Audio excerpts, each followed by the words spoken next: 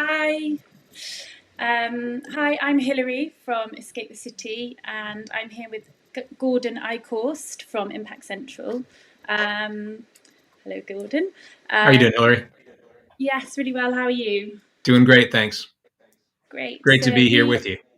yeah, obviously at Escape, we're on a mission to help people find work that matters to them and the world, which is how this partnership has come together. Because obviously you are an impact entrepreneur Mhm. and helping people in the world with impact-driven startups. Um, and since 2018, you've worked with more than 40 impact-driven startups. Um, and through the accelerator program that Impact Central have, you have led on impact investing and created numerous financial structures that have delivered impressive impact and financial returns. Little note, which we always find interesting here at Escape, is that you began your career as an aerospace engineer and served on the NASA Advisory Council for 9 years. That was great. Very So we've just come together to ask a few questions all around kind of working an impact-driven startup, your experience of that, and what you can kind of share with Yeah, the people who've joined us today. and I'm also So I'm also an escapee, so yeah, well, escaping the city in exactly. 2017. So Yeah, perfect. So how do you define an impact or purpose-driven startup? yeah, so at Impact Central, what we focus on are startups that are for-profit startups, but also that in kind of equal measure, they're also focused on either an environmental or a social mission. And what we're really looking for are ways that the for-profit business and that mission can interact such that the more successful the business is, the greater the impact on the mission.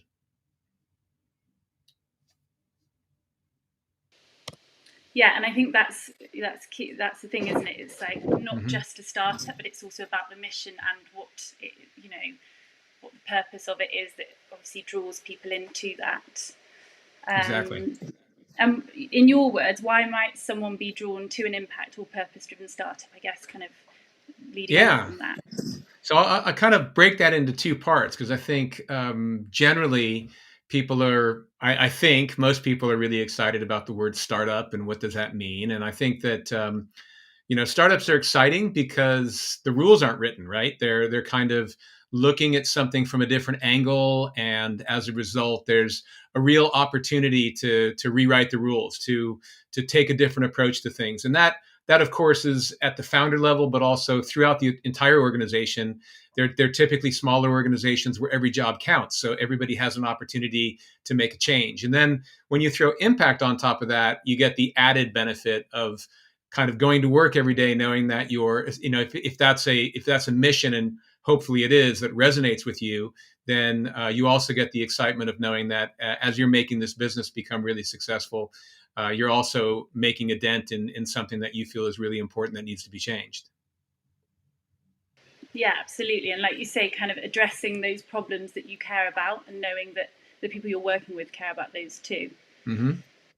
Um, so when I hear startup, it kind of gives me the impression that a business could be based on hope rather than substance. I don't know what you think about that, whether that's accurate or not. I think that's a good way to put it. I mean, probably people think about it that way because startups are a little bit unclear by design. If we kind of knew how to fix things, the big companies would. So there's a lot of smart people, obviously, that are working in large companies, but they're constrained. So the structure of the company, the approach that they're taking, constrains the ability to do something different. And when a startup founder and the team are thinking about doing something different, what they're able to do is to take on a bold approach. They're able to, consider something that would seem far too risky to a large company because effectively the larger company would feel there's far too much to lose. And that's really obvious also why we need startups, because startups are able to take that, to do that innovation, to try something different, and that gives them the flexibility. And what we, the word that you talk about a lot with startups is that they pivot. And so in many ways they need to continue to adapt as they learn what they're trying to solve, and that continual adaptation is what allows them to then get to a successful conclusion. Yeah, and I think that word risk is really key, because I think people often have, or may have, like preconceptions that it, it is risky and it is taking a risk. And obviously that's an element of working for a startup. But Yeah. do you see that as a kind of like positive, or a different kind of spin on that word risk? Yeah, I think that people would like to believe, or would like to join the de-risked startup, but it's kind of what I was talking about in the last question. Where we were saying how it's important that the startup has less resources, it's a smaller organization, and it's doing something that's quite different. The way that it can compete with a larger company is that it has to take these risks. So it's kind of part and parcel to being on that journey, is that you have to want to take these risks because you're going to gain advantage through your innovation as opposed to through your size. So risk is definitely part of the equation, but it doesn't have to be a negative thing. It creates opportunities too when the risks play out. Yeah, absolutely. And like you say, it gives people, it feels like there's more of an opportunity, rather than kind of anything more. So are startup founders, in your opinion, just crazy risk takers that are throwing caution to the wind? Well, I think that for most of us, for all of us, to a certain extent, even startup founders, change is a little bit of a scary thing. You don't. It's kind of the unknown, and so what I do find though is that there's a spectrum, and startup founders, I think, whereas we might look from the outside and say, "Wow, that's a crazy risk," I would say the difference is that startup founders have a vision, right? They're looking into the future, and they're seeing something that they believe is compelling, and they can actually kind of believe they see a pathway to getting there. So, their sense of risk is then different from what somebody from the outside looking in. And I think an important element is, kind of how good they are at kind of making that vision compelling and making people feel that the risk is not that great. Yeah. And I think that's the thing, isn't it? Often a lot of, say there's someone out there who wants to make a change, and they hear about a startup and they feel like they love their vision, and they really believe in it. And I Hmm. suppose the question is, what is the next step from that, from going from believing in a vision of a startup to actually kind of, yeah, moving forward?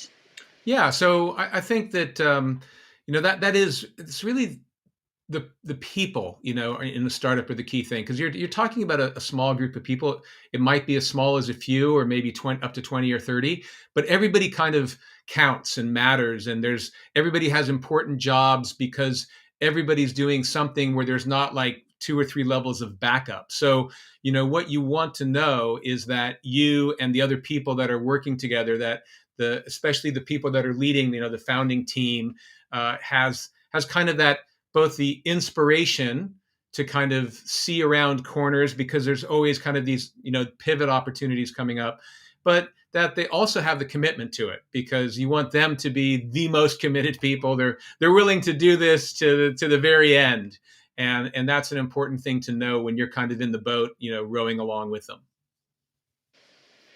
Absolutely. And can you give more of an idea of what, actually working in a startup is like? Um, Yeah, so I would say that the difference, one of the key differences between working for a larger organization, a larger corporate organization, and a startup is really, like, I'll just use two words: clarity and focus. And it's words that we talk a lot about on the accelerator, and they might seem like very similar words, but they have important distinctions. So at any startup, there needs to be a certain amount of clarity, because there's just so many kind of different ideas that are competing, and the group as a whole needs to have clarity about, well, this is what we're trying to accomplish. So one way to think about it is that you need to have this clarity of vision. Now the strategy can be changing, but the clarity in terms of the general direction of where we're heading with has to be really solid. And in doing that, that gives you tremendous purpose, and kind of knowing that the kind of creative aspects to the job that you're having and the adaptations you might make are going in that direction. And then the second side is really focus. And It's the reality is startups are always resource constrained. They're racing against money and time, and so trying to make things happen quickly, they need to be really focused, and everybody needs to try to get the things that they're responsible done in the fastest possible way, and also in consideration of what everybody else on the team is trying to do, so it works together in a really forward propelling manner. Absolutely. And I think just on that note, like, what is for you in, I don't know, short, sharp, what is the most rewarding part of being in a startup? I would think it has to be kind of that clarity gives you the sense of purpose, and so being able to go every day with that purpose and seeing that purpose actually happening. So sometimes it might seem like it's really slow, but when you look back, you can see all the changes that you've been a part of, and that's always really inspiring. And in the blog that you wrote for Escape the City recently, you highlighted 6 areas that someone joining a startup might want to reflect on. Can you just share those for anyone that's listening? Yeah. So, we talked about this. This is kind of in some ways, the bedrock of our program in terms of making things clear for what you have to get right in a startup. And so, since we believe that that's what a startup needs to get right, it's very much a good way for someone thinking about joining a startup to be asking these types of questions when they're thinking about, is this a startup that I want to join? And the first one has to be the business plan. So, and we're not talking about the financial model here. We're talking about kind of how does the business really work? How does it generate interest in its products and services? What exactly is it selling, and what is the trade-off between how it makes things and then what the customers are actually buying? So the second thing would be people, and people are just critically important because you're talking about a small team, and so it's not just the individuals, but also the culture and cohesiveness of the team is also really important. The third item would be finance. So obviously financial models, but not just that, but kind of why are investors investing? What is the opportunity, and understanding, what is the kind of runway that this startup has, and what does it need to use up in terms of financially to get there. Fourth one, sorry, would be communications. How are they getting their message out, and is it compelling for people? So we talk about building your tribe, people that are going to come around your business, not just your customers, but all the people that support you. The fifth one we've talked about, and we always mention, are customers. So you always want to be really customer centric, because you just need to have customers are going to be both obviously necessary for revenue, but also they're the ones that are giving you feedback if you're heading in the right direction. And then the last one that we always talk about is impact, where frankly we think that the direction of travel that we're going in from a societal point of view is that people want to we have big problems. So knowing that the business that you're working with is doing more than just kind of lining investors' pockets, but it's actually making a significant difference in the way the world is going to work, or really upending existing sectors is quite important. Yeah, absolutely. And I think on that, just to kind of, I know that you're going to go through those 6 factors a lot more detail in the webinar that we've got coming up, which is Wednesday, the 26th of June at 1 p.m., which you can find details of and sign up to on the Escape the City's events tab. I don't know if you want to quickly run through anything else about the webinar that you think might be of interest to people.